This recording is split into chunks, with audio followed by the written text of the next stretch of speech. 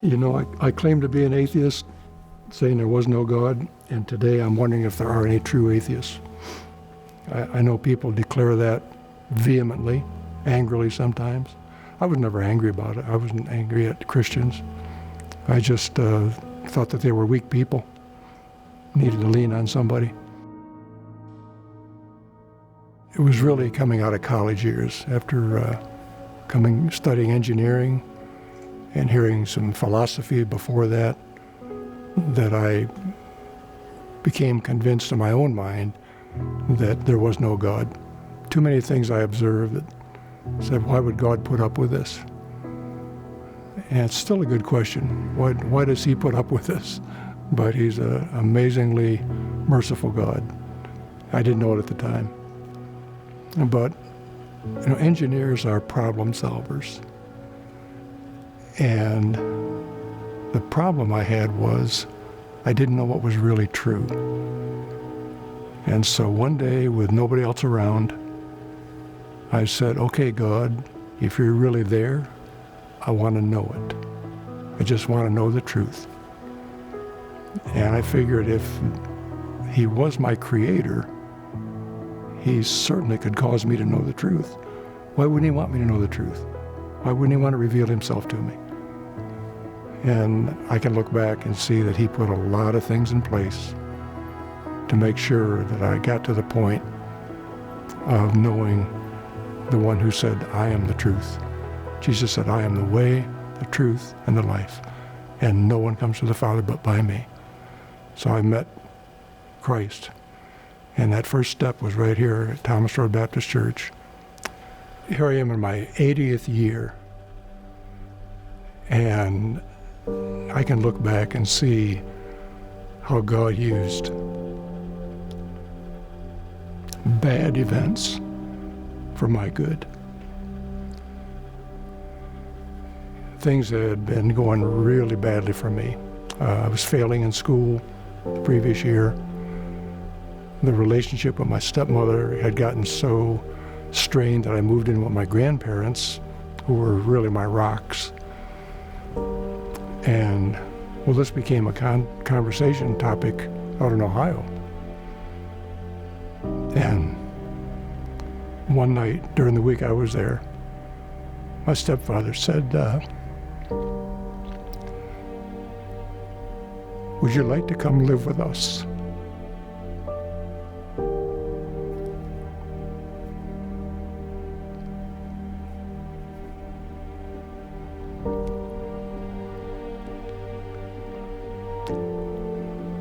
So he said to sleep on it and tell him the next morning. He and my mom had already discussed it. And to my amazement, looking back, I said yes. And we left and drove 400 miles to get my things. And I moved to that little town 2 days before school started. It's the best move of my life.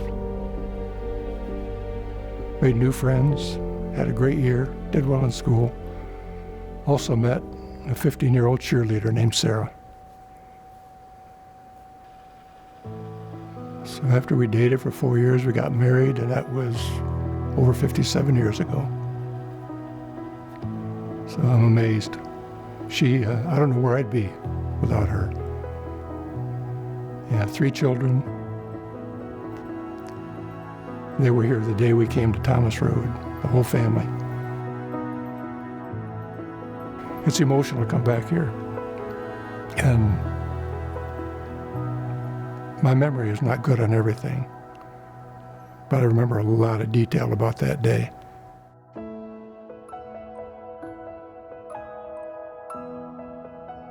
And I remember coming in specifically this door that we're sitting close to, and as we came to that door, there was a greeter, and I asked him if Dr. Falwell was preaching that day, and he said he was, so I stayed.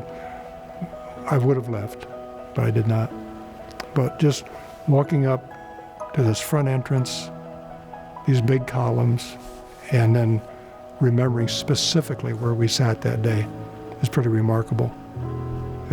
Back in 1982, I just remember the invitation and just that little acknowledgement that I wanted to trust Christ.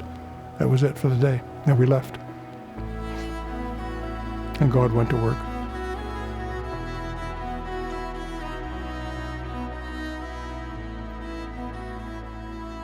Yeah, and you know, it really wasn't a leap. I guess that's the difference with me, is that I took a little step here. And that's really all God requires, just that little step to start. He does the rest, as long as we're willing.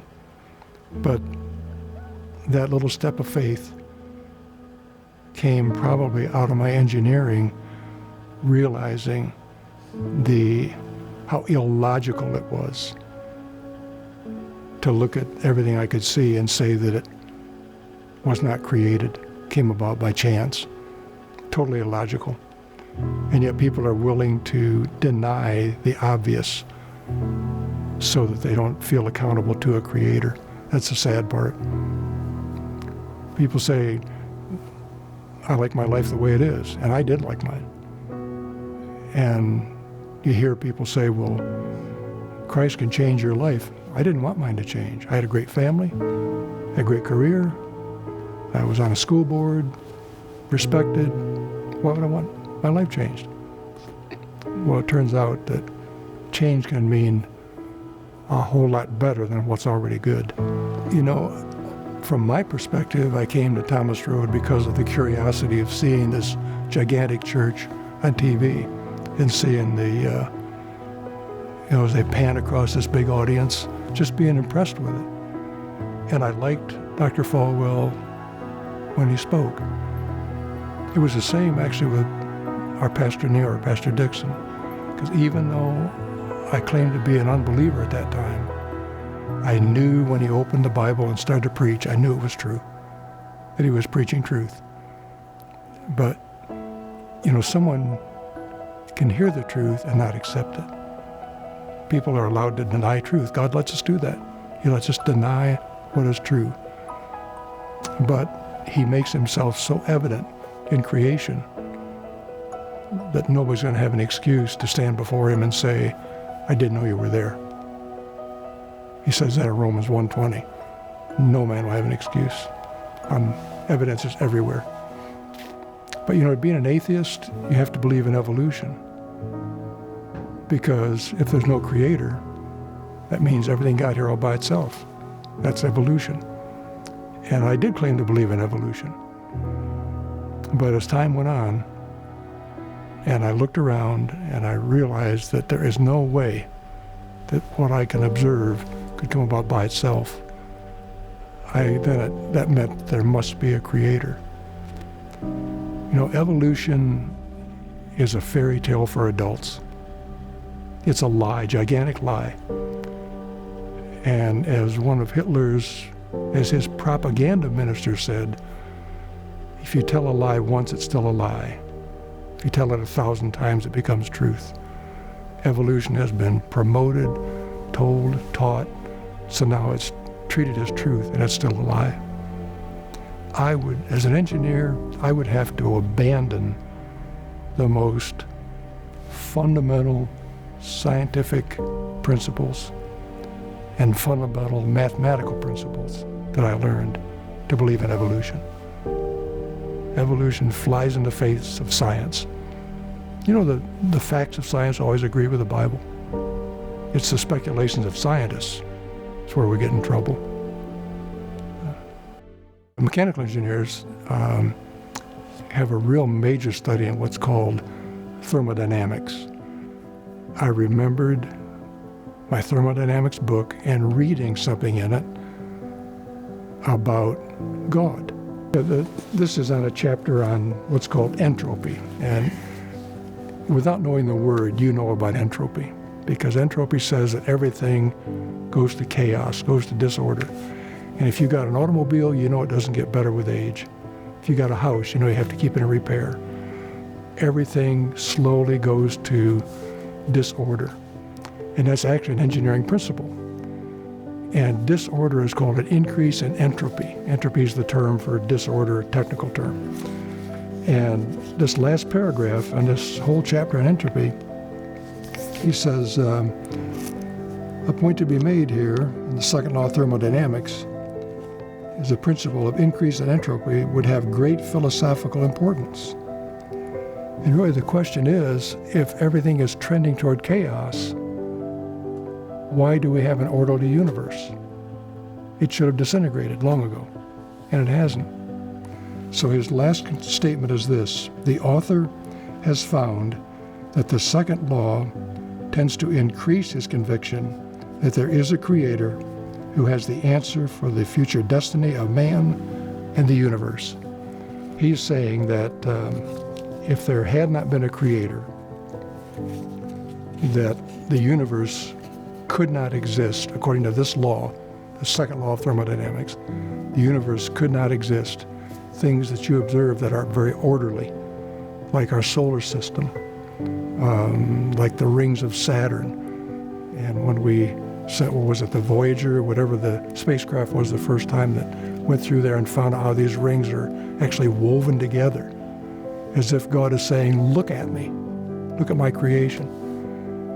He's saying, you cannot look around knowing the law of second law of thermodynamics and say that this would be here by itself. There has to be a creator. And that's from a PhD man who wrote a very technical book on thermodynamics. There are thousands of PhD scientists from well-recognized universities that fully trust the Bible. You don't often hear about them because universities don't like people like that on their campuses usually, secular universities. But they're out there by the thousands, and a lot of good work being done. The first verse of the Bible is the dividing point verse. There's two big divisions in the Bible in the way people are divided. One is, in the beginning, God created the heaven and the earth. You either believe that or you don't. There's a whole bunch of people now separated. And after that becomes Jesus saying, I am the way, the truth, and the life. No one comes to the Father but by me. So you take all these people that say they believe in God, first of all, and when somebody tells me, well, I believe in God, I say, so does Satan. Satan believes in God. He meets with God, but he's not going to be in heaven. So what's the difference? It's admitting who we are, that we are sinners against God, even though we don't like to say that.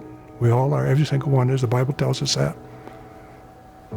Asking him to forgive us, and just trusting him for the future.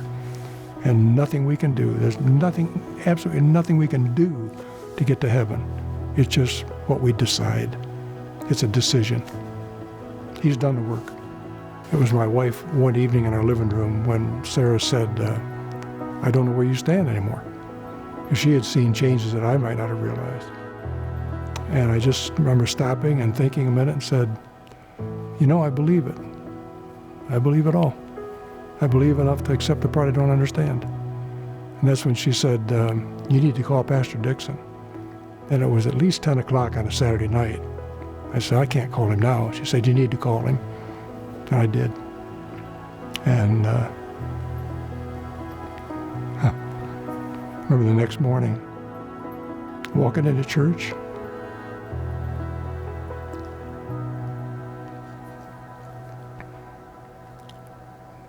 and a young lady in the church ran up, gave me a great big hug. She'd heard what happened.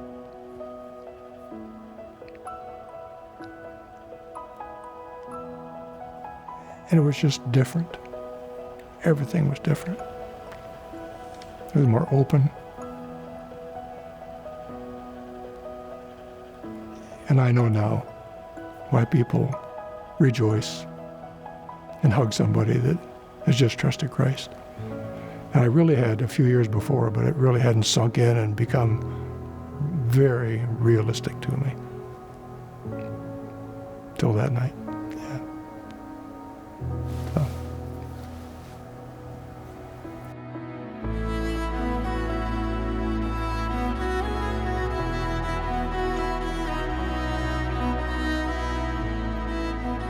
To an atheist watching, I would say, are you courageous enough to say, I would want to know the truth no matter what it is, even if it's different than what I now believe. And if he's willing, and he asks God to show him truth, he'll get it.